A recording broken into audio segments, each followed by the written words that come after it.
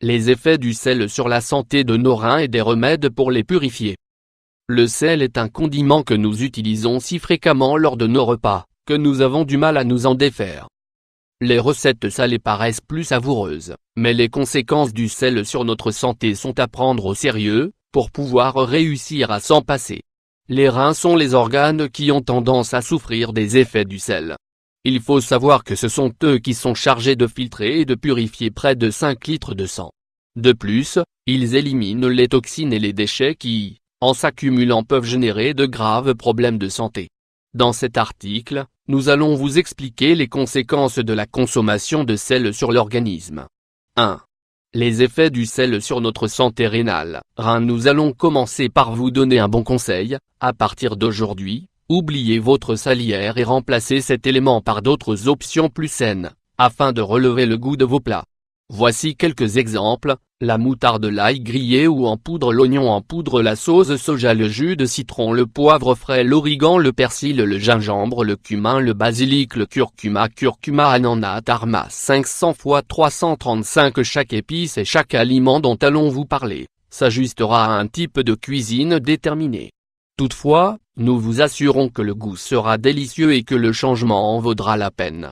Notre conseil n'est pas seulement de réduire la consommation de sel de table, mais de l'éliminer complètement.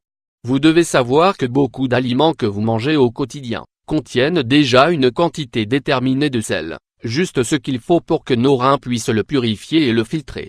Cette quantité de sel doit être comprise entre 3 et 5 grammes. Voyons à présent quelles sont les conséquences du sel pour notre santé rénale. 1.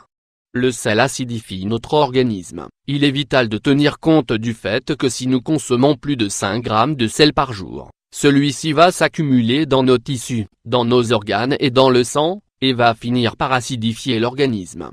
Nous vous avons déjà parlé de la nécessité de conserver un organisme alcalin, et jamais acide.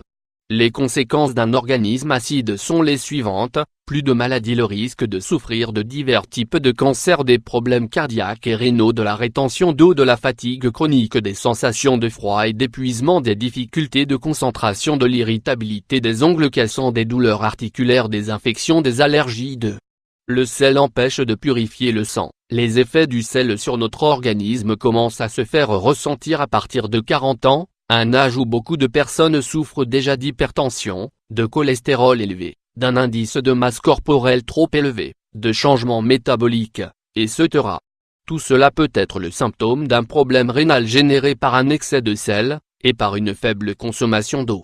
60% de notre organisme est composé d'eau. Si vous souffrez d'un excès de sel dans votre organisme, celui-ci s'accumule dans les tissus et les organes, empêchant ainsi que les reins puissent filtrer le sang de façon adéquate. Nous souffrons alors de rétention d'eau et de toxines et nous nous enflammons. Les effets les plus visibles d'un problème rénal et d'une mauvaise purification du sang sont les suivants: gonflement des pieds, fatigue chronique, sensation de froid, ventre gonflé. 3.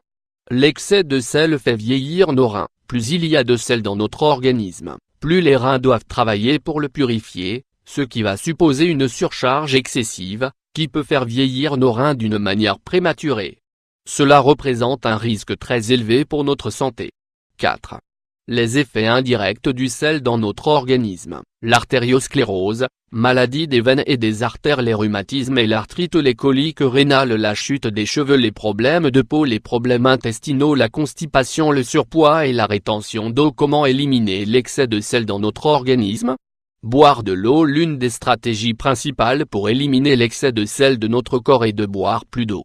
Essayez de boire entre 4 et 8 verres d'eau par jour et prenez l'habitude d'avoir toujours une grande bouteille d'1,5 litre près de vous, pour boire de petites gorgées tout au long de la journée.